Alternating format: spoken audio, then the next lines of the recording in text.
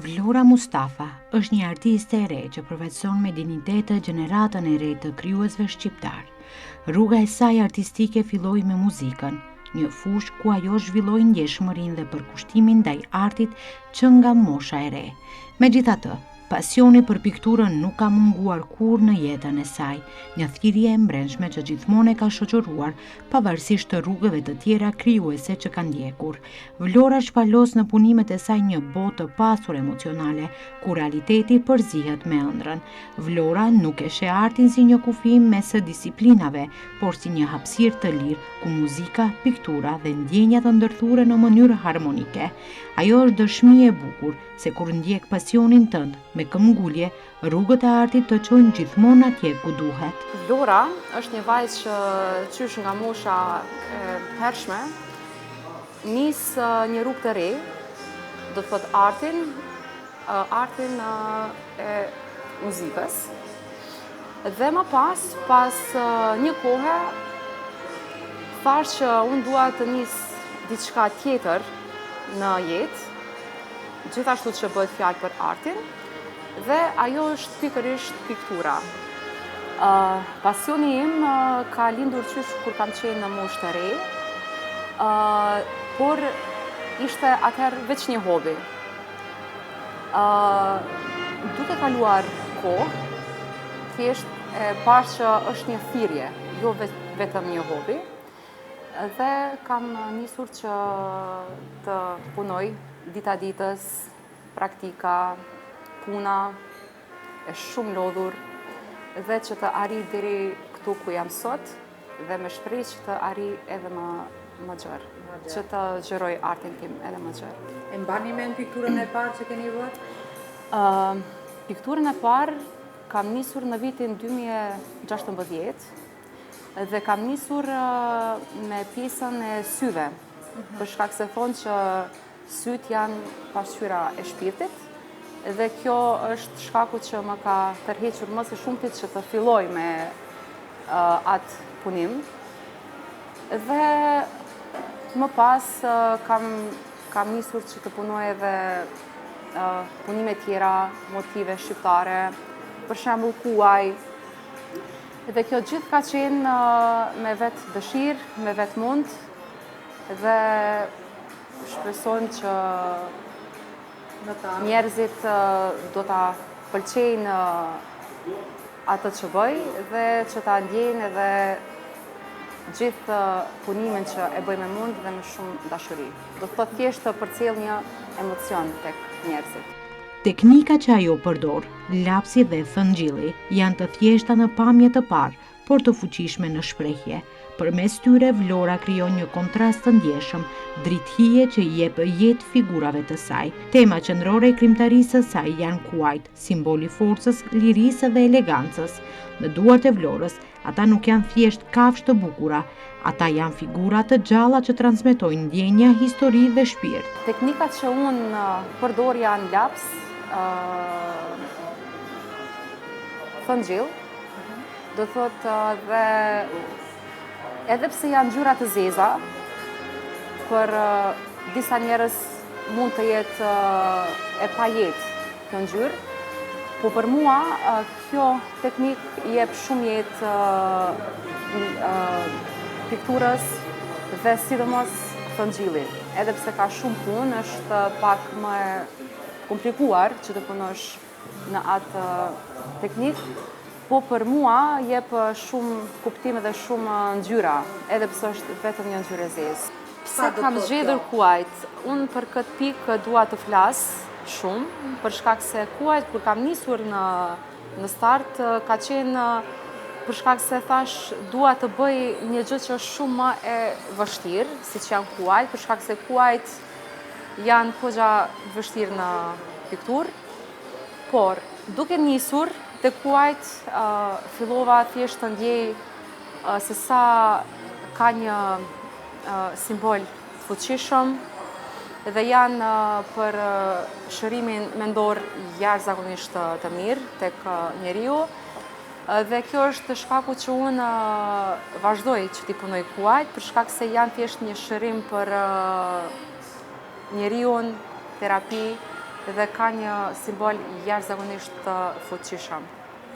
Po, sepse kanë instinkt të madh ndaj qenies njerëzore dhe thjesht e ndjej si një lloj terapie kur i punoj huaj dhe mund të them se jam më se e lumtur kur përfundoj punimin me huaj, sepse thjesht më qetësojnë. Vlora Mustafa shpreh se të bësh piktor në ditët e sotme nuk është e lehtë, sidomos në një vend si Maqedonia, ku standardi jetësor është i ulët dhe arti shpesh mbetet i papaguar. Ajo thekson se dhe materialet të bazë për punë janë të kushtueshme dhe përbën një sfidë më vete për artistët e rinj.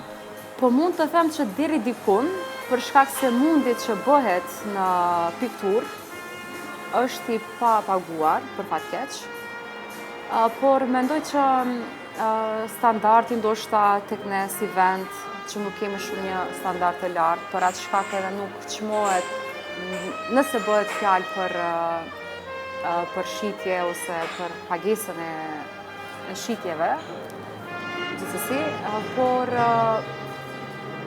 gjithsesi mendoj që kjo nuk është fundi, sepse besoj fort që një ditë të gjithë artistët që janë në këtë fushë do të çmohen dhe do të vlerësohen në një ditë, sepse siç thonë shpresat dhe së fundit, ndoshta edhe nuk çmohemi atë sa duhet, po që ka rol më shumë është se unë bëj një gjë që dua dhe gjëja që më bën mua të lumtur është arti, është muzika, është piktura, por dua të them nëse jam e qartë që nëse nuk çmohemi se sa duhet që ta çmohemi vetën tonë dhe ajo që na përmbush ta ndjekim pasionin deri në fund. Herë në vendin tonë standardin e kemi pak si të ulët dhe kushtojnë kogja shumë, nuk janë që edhe janë të lira. Dhe ne kur i shohim vetëm ngjyrë, bardhë dhe zi. Bardhë dhe zi dhe po, thuhet që okay, kjo nuk kushton shumë, po ajo që e shihni bardhë dhe zi ka një prapavi pak si të shtrejt në materiale, janë lapsa të shumë llojshme, që nuk është vetëm një lapsi thjesht, do të thotë janë lapsa që janë vetëm për vizatim, sidomos thëngjilli, sidomos, por kisha thënë me keqardhje që janë pak si të kushtueshme, por për atë shkak edhe ndoshta neve në vendin ku jetojmë nuk mundemi që t'i shesim në atë çmim që duhet. Dhe patjetër e kemi pakës që ta ulim çmimin e çdo punimit që bëjmë, po kjo nuk do thotë që materialet janë të lira, sepse edhe arti është vetë. Një vepër që ajo ka punuar me kujdes të veçantë është për krenarja e Skënderbeut, simboli krenarisë shqiptare që mbart në vete historinë, luftën dhe identitetin. Është një vepër e cila e kam punuar një muaj, ose ndoshta mund të them një muaj e gjys, për hir të legjendës tonë kombëtare shqiptare, që është Kastroti Skënderbeu. Kapela e tij ka qenë njëra ndër veprat që kam arritur deri tash më së miri që ta punoj. Dhe mund të them me plot kuptimin e fjalës që jam më se krenare për krenaren e Skënderbeut, të cilën do e kisha veçuar nga të gjithë veprat që kam punuar deri tash. E vlerëson e veçon atë jashtëzakonisht shumë, sepse kur e kam punuar më ka dhënë ndjesi jashtëzakonisht të madhe, emocion e tjerë. Vetëm ata që janë në këtë fushë e dinë se si është të krijosh artin në një fletë dhe ta punosh ashtu siç duket, po sidomos kur bëhet fjalë për simbolika shqiptare, siç bëhet fjalë për krenaren e Skënderbeut tonë. Mesazhi që përcjell mes punimeve të mia është që njerëzit ta ndjejnë ndjesinë që e kam lënë në atë punim. Sepse ne, kur bëjmë një punim, lojmë shpirtin tonë aty. Do thotë, gjysmën e shpirtit tonë. Edhe kisha dashur që ta përcjell atë ndjesi që e kam vetë unë kur jam në proces, që ta ndjejnë edhe njerëzit atë emocion, mund të them. Vlora Mustafa shprehet se ka shumë artistë që i pëlqen dhe që i inspirojnë në rrugtimin e saj krijues.